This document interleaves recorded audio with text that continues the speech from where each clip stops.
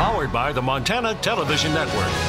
This is the 530 News on Q2, Montana's news leader. Good evening and thanks for joining us tonight. I'm Jay Kohn. Janelle is off this evening. A new study is painting a bright picture for future jobs in Colstrip, jobs associated with the cleanup of groundwater pollution at the Colstrip power plants. The new 93-page study points to significant employment potential if and when Colstrip's leaking coal ash ponds are cleaned up. Now, one thing that separates this study from many others is that it's a joint effort between the Northern Plains Resource Council and the International Brotherhood of Electrical Workers. A unique relationship between a conservation group and coal workers finding common ground to work together on this study. That is perhaps news in itself, but more importantly, the study brings to light the current decisions that are pending in Helena as to what type of cleanup the state will approve for Colstrip's leaking coal ash ponds. The more extensive the cleanup, the more jobs involved. Now, the Colstrip Ash Pond Complex is one of the largest in the nation with 32 ponds covering more than 800 acres. They contain tons of coal ash contaminated with pollutants such as arsenic, chromium, radium, and lead. The ponds are leaking at an alarming rate, up to 367 gallons a minute, 200 million gallons a year. Colstrip plant operator and co-owner Talon Energy is proposing a cap-in-place remedy where the ponds are covered and the coal ash is left inside. This new study points out that historically, a cap-in-place approach results in fewer jobs, increased long-term pollution. Now, Ted Stymack with the IBEW says his union sees the reclamation work as, quote, an opportunity to keep skilled workers employed in the Colstrip community. Instead, he says, of being laid off and forced to leave the area. Some of the case studies cited in the report show that doing a thorough cleanup is a major job creator, in some cases employing between 50 to 90% of the plant's operational workforce, while at the same time resulting in a significant reduction in contamination. And Becky Mitchell, the Northern Plains chairman, says, quote, a good cleanup plan that hires the local workforce is an important component of what we hope is Colstrip's bright and resilient future. Now, this new study points out that a thorough cleanup in turn also protects local property values. The State Department of Environmental Quality now reviewing Talon's cleanup proposal. They'll be approving a specific plan within the year. And we did reach out to Talon Energy today to get a response to the study, but have yet to hear back. Local agencies involved in Vice President Mike Pence's visit to Billings last week are now tallying up the costs. Billings Police assisted Secret Service with security and logistics as the Vice President moved throughout Billings. Police Chief Rich St. John says cost to his department totals as much as $20,000 in overtime costs. Other law enforcement agencies, including the Yellowstone County Sheriff's Office, the Montana Highway Patrol, were also involved, but they have yet to release their estimate of costs.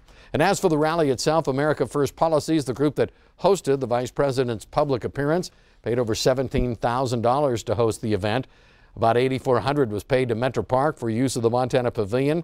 Now, the actual room rental is only about $2,000. The rest of the cost went for additional security measures, materials, and personnel. The Oregon man accused of abandoning a baby in the woods near Lolo Hot Springs earlier this month tells a judge he's not guilty. Francis Crowley appearing in court today, where he faces one count of assault on a minor and another count of criminal endangerment. Crowley allegedly crashed his car into the woods and walked away from the crash with a baby, but eventually left the 5-month-old in the woods because he said he got tired of carrying it. In court documents, prosecutors allege that Crowley admitted to officers that he was high on meth and bath salts at the time. Crowley's next court appearance now set for the 11th of September. It might seem like we're escaping a bad fire season so far this summer, but in reality, things are just getting started. Fire agencies across western Montana have already responded to what they call a rash of human-caused fires in recent days, some under suspicious circumstances. MTN's Augusta McDonald was on scene in Frenchtown this week, where another human-caused fire was forcing crews to scramble. It was a smoky scene south of Frenchtown where several agencies responded to reports of smoke in Dry Gulch just after 2 p.m. The ground behind me is blackened, surrounding the area where a campfire left unattended sparked this small fire. The blaze grew to half an acre before it was knocked down, consuming ground fuels and the lower canopies of trees. We've had that issue for the last couple weeks now. A lot of people just leaving their campfires, and that's That's exactly how we have potential to get a large wildfire. We're trying to spread that message that one less spark means one less wildfire. He says crews have been busy checking lightning spark starts in recent days. We had quite a few lightning fires, surprisingly. Just that little storm that came over, and we picked up quite a few little fires, and that's what we need to focus on right now. 2 water tenders and Type 5 fire engines and personnel from Missoula Rural Fire District and the Montana DNRC worked to extinguish the fire within a few hours. Coppin has tips on how to keep a campfire or burn pile under control and ultimately extinguished. So when it comes to campfires, we tell people when you are ready to leave your fire, you need to extinguish it and put it out all the way. That means drowning it, completely drowning it, put as much water as you can on it, and then stir it around, then drown it again, and then you feel so it's cold to the touch. Fire managers say that while there are no fire restrictions in place right now, that could change if there are more human-caused fires in the area. In Dry Gulch, Augusta McDonald, MTN News. And Augusta tells us the cause of that fire near Frenchtown remains under investigation. Meanwhile, smoke from the fires in California and Oregon impacting Montana. Perhaps you've noticed the Montana Department of Environmental Quality is reporting reduced air quality across western Montana. Now, air quality is measured using standards that are set by the Environmental Protection Agency. Some of the most common pollutants include carbon monoxide, lead, and the fine particulate matter. It's that particulate matter that's one of the primary reasons for the poor air quality due to wildfires. The air quality readings are recorded on a strip of paper with the darker circles indicating lower air quality. Outside of Cody, Wyoming, the Heart Mountain Interpretive Center sits on land that was once used as a relocation center to intern Americans of Japanese descent during World War II. This past weekend, the center held its 7th annual pilgrimage. Q2's Zoe Zandora was there and reports tonight.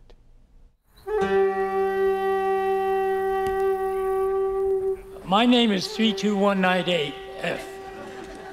Some of you may not be familiar with that. The 32198 is the family designation that we had as internees. 75 years ago, on February 19, 1942, President Franklin Roosevelt signed an executive order 9066, instructing all persons of Japanese ancestry be placed in facilities. 120 unprepared Japanese American men, women, and children were taken from their homes by the U.S. government and incarcerated to designated military zones, one of the zones being Heart Mountain in Cody, Wyoming. I used to be here. I was a prisoner here at Heart Mountain from 1942 to 45, 3 years. Our first experience was with the FBI. They came to our home and they confiscated anything that they felt was necessary. My grandfather died of colon cancer in a ward right across the other side, and I looked at his medical records, and he starved to death. It was awful. They weren't feeding him. The 7th annual pilgrimage of Heart Mountain internees come together 75 years later to remember and educate in an effort to stop history from repeating itself. And it is important that we continue this kind of a pilgrimage to make sure that what happened to 120,000 people never ever occurs again. In August of 2011, the Heart Mountain Wyoming Foundation opened its doors to the Heart Mountain Interpretive Center, a museum dedicated to passing on the Heart Mountain story to future generations.